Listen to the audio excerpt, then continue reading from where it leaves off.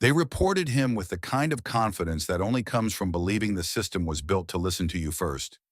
Not because his yard was dangerous, not because his fence was illegal, not because anyone's safety was actually at risk. They reported him because seeing a black man owning the nicest restored house on Briarwood Lane made them itch in a place they didn't have language for, so they reached for the oldest remedy their neighborhood knew: paperwork. Unpermitted construction, the complaint said. Possible occupancy violation. Suspicious activity at odd hours. Each line was written in the neat, righteous tone of people who believed they were protecting community standards rather than policing who they thought belonged. The report went to the HOA, then to the city's code enforcement office, then, because someone always knows a someone, to a local Facebook group where rumors can run without ever touching evidence. By Monday morning, a city inspector was scheduled to visit. By Monday afternoon, a patrol car had rolled past his driveway twice. And by Tuesday, a neighbor he'd never spoken to directly had the nerve to say, smiling, "Nothing personal, we're just trying to keep the neighborhood consistent." Marcus Reed stood on his porch and listened to that word consistent like it was a threat disguised as etiquette.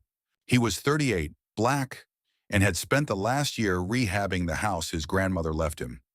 Every permit pulled, every inspection passed, every receipt filed in a folder he kept locked in his desk because he knew exactly how quickly misunderstanding could become violation when the misunderstanding involved a black homeowner in a white neighborhood.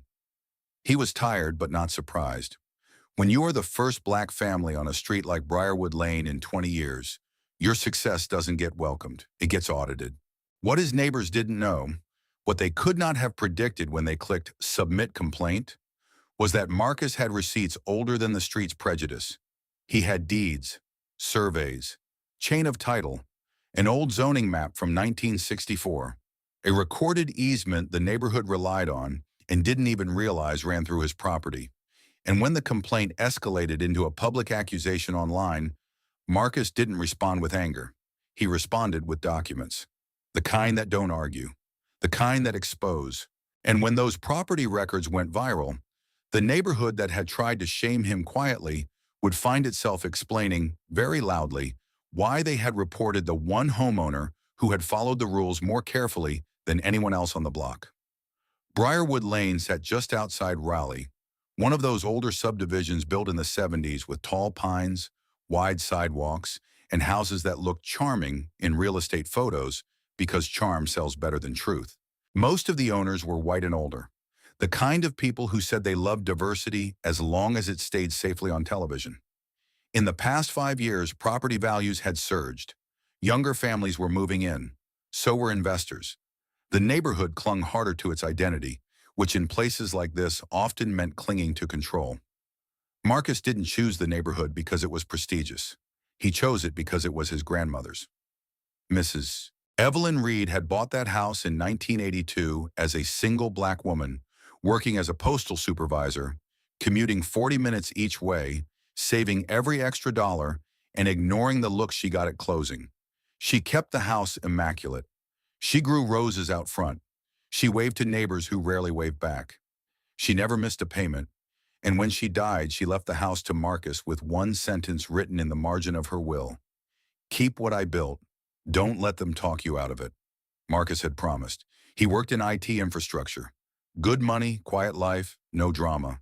He wasn't flashy. He didn't throw loud parties. He didn't park on lawns. He didn't do anything that should have drawn attention beyond the normal curiosity of new neighbors. But the moment the moving truck arrived, he felt eyes. The moment he started renovating, he felt judgment. The moment the contractor vans showed up, he felt assumptions harden into stories. The HOA president, a white woman named Denise Carver, had introduced herself during the first week with a smile too bright to be sincere. "Welcome to the neighborhood," she said, then immediately added, "We're very strict about exterior changes." Marcus nodded politely. "That's why I pulled permits." Denise blinked as if the word permits had startled her. "Oh, good." The renovations were necessary. The house had sat empty for months after Evelyn's death, and time does what time does. Water stains, soft wood, old wiring that can't support modern load. Marcus hired licensed contractors, pulled every permit, scheduled inspections, and kept everything documented. He replaced the roof, updated the electrical, fixed the porch, rebuilt a section of fence that had rotted. He kept the exterior mostly the same because he respected his grandmother's taste. The only visible upgrade was that he removed two dying shrubs, replaced them with native plants, and installed low-profile solar lights along the walkway. It looked better than it had in years. That's what triggered them. Not the mess, the improvement. Neighborhood resentment has a particular flavor when a black man restores a property that others preferred to see decline. Decline is comforting because it proves a bias. Improvement threatens the bias, so the bias seeks a new proof. It came in the form of concerns. A neighbor named Paul Whitaker stopped Marcus one Saturday and said, "Hey man, just checking. Are those contractors legit? We've had some issues with, you know, unlicensed work in the area." Marcus looked at him. "They're licensed, inspected, permitted." Paul smiled stiffly. "Good. Just making sure." A week later, someone left a note in Marcus's mailbox. "Please follow HOA guidelines, no signature." Then the reports began. First, to the HOA. Fence built without approval. Marcus forwarded the permit number and inspection sign-off. Then to the city. Possible illegal unit in basement. Marcus didn't even have a finished basement. It was a crawl space. Then to non-emergency police. Suspicious vehicles coming and going. The suspicious vehicles were contractors and once his cousin dropping off a ladder. Each time Marcus responded with documentation. Each time the complaint escalated to something else. That was when he understood it wasn't about any particular claim. It was about pressure. They were trying different accusations the way people try keys in a lock, hoping one would turn. The most dangerous one came on a Sunday night in the neighborhood Facebook group. A post from Denise Carver, HOA president, titled, "Code Enforcement Visit Scheduled. Reminder about permits." She didn't name Marcus directly, but she didn't have to. Everyone knew which house was being discussed because everyone had been watching his renovation like it was reality television. Denise wrote, "Multiple neighbors have expressed concern about extensive construction and potential unpermitted work. Please remember to follow proper channels. We want to keep Briarwood Lane safe and consistent." The comments came fast. "Finally, I knew something looked off. Hope they check occupancy too. Not trying to stereotype, but we've seen scams. Keep an eye on that house." Marcus read the thread with a steady, sick calm. He wasn't shocked by the content. He was shocked by how comfortable people were saying it publicly. His friend Tiana, yes, new character, texted him a screenshot and wrote, "Don't you dare let them bully you out." Marcus stared at his grandmother's framed photo on the mantel. Evelyn smiling in her church hat, eyes bright with a joy that looked hard-earned. "Keep what I built." He didn't respond in the Facebook thread that night. He didn't argue with strangers. He didn't call them racists and give them the chance to perform innocence. He did what his job had taught him to do when systems misbehave. Pull logs. At 6:30 a.m., Monday, the code enforcement inspector arrived. His name was Greg Larkin, white, mid-40s, clipboard, neutral face. He walked the property, asked for permits, looked at the fence, checked the exterior work, and said, "Looks fine so far." Marcus handed him the folder anyway. Permits, inspection results, contractor licenses, receipts. Greg raised his eyebrows. "You keep records." Marcus smiled faintly. "I was raised by someone who didn't trust concerns." Greg nodded slowly, like he understood more than he was saying. "I'll close this. No violation." Marcus exhaled. He thought that would be the end. It wasn't. By noon, Denise posted again. "Inspector's decision noted. We will continue monitoring compliance." Monitoring compliance. Like Marcus was a child in a classroom. That's when Marcus decided to stop treating this as neighborhood drama and start treating it as what it was, a campaign. He called a friend from college, Leah Patel, now a real estate attorney. He told her everything, then asked one question. "If I choose to fight this with records, how do I do it cleanly?" Leah said, "You document. You don't threaten. You publish facts. And if they've lied about property, permits, or occupancy, you make their own words the evidence." That night, Marcus opened his laptop and pulled every public record related to his house and his street: deed history, parcel map, survey lines, HOA boundary documents, city easements, waterline maintenance agreements. And that's when he found it. A recorded easement from 1981 running along the back edge of his property, 15 feet wide, used by the neighborhood for stormwater drainage access. It gave the city limited access rights, but it also placed maintenance obligations on the HOA for certain drainage structures that, according to city records, had not been serviced in 8 years. More importantly, the easement description included a boundary correction filed in 1993 after a dispute, one that showed the Whitaker's fence and a portion of the Carver's back landscaping encroached onto the Reed property line by nearly 3 feet. They had been consistent about rules, all right, just not for themselves. Marcus didn't rush to weaponize it immediately. He verified. He pulled the official survey image. He requested the recorded plats. He confirmed the coordinates with a licensed surveyor friend who owed him a favor. By Tuesday morning, he had a clean packet: maps, record stamps, dates, and a simple explanation. Then he posted once on the neighborhood group. No insults, no anger, just documents. He wrote, "Hi neighbors, I've seen several posts about unpermitted work at my address. Code enforcement inspected on Monday and found no violations. All permits are public. I've attached the permit numbers and inspection results for transparency. Also, because misinformation is spreading, I'm attaching the recorded property survey and easement map for Briarwood Lane. It shows the stormwater easement behind my property and the HOA maintenance obligation for drainage structures. It also clarifies property lines for adjacent fences. If anyone has concerns, please direct them to fax." Then he attached permit screenshots, inspection closure notice, recorded survey plat, easement map, county record links. He went to work and didn't refresh the page for an hour. When he checked again, the post had exploded. Not just within the neighborhood group, it had been shared to a local community page, then to a city Neighbors Helping Neighbors page. Then someone screenshotted Denise's "Keep It Consistent" line beside Marcus's survey, showing her own encroachment and the neglected drainage obligation. The internet loves a clean irony. Comments flooded in.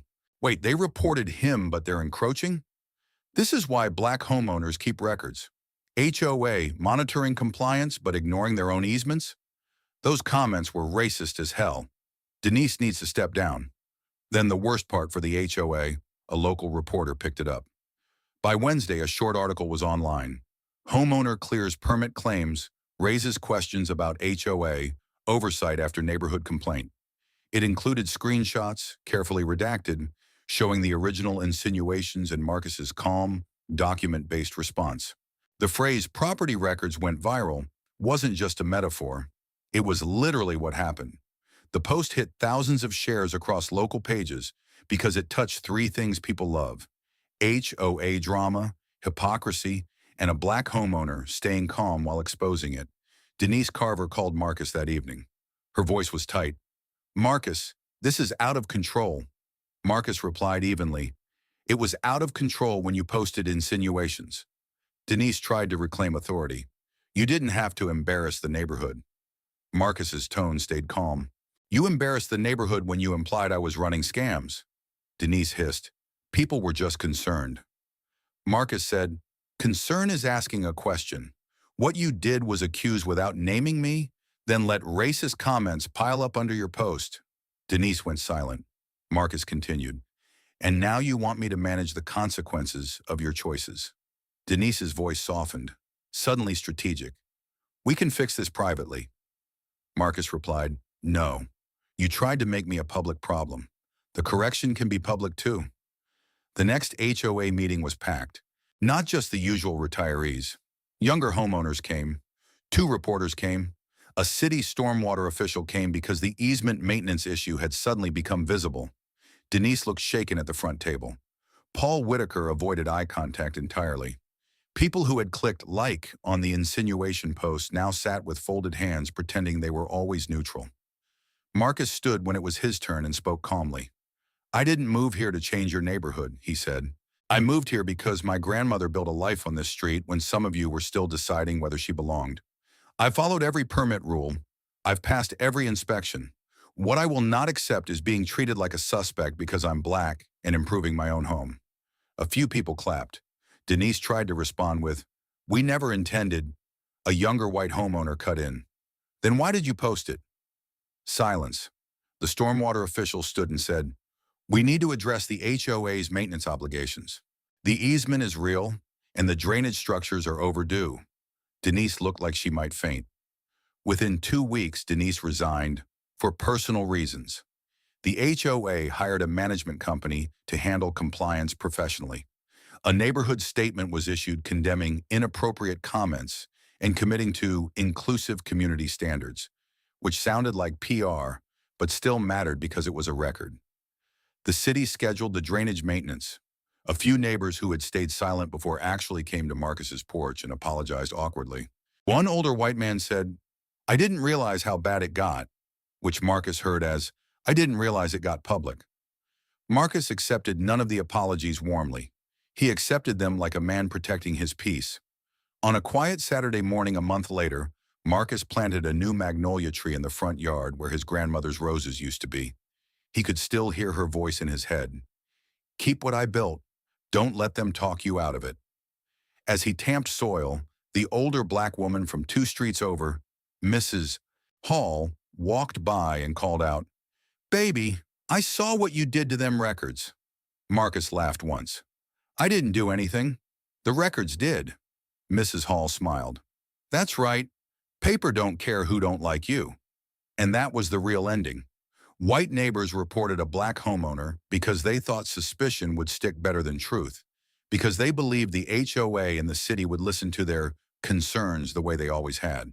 Then the property records went viral, and suddenly the same people who wanted quiet compliance were forced into public accountability, because the only thing Marcus had done was own his home, follow the rules, and refuse to let their assumptions become the official story.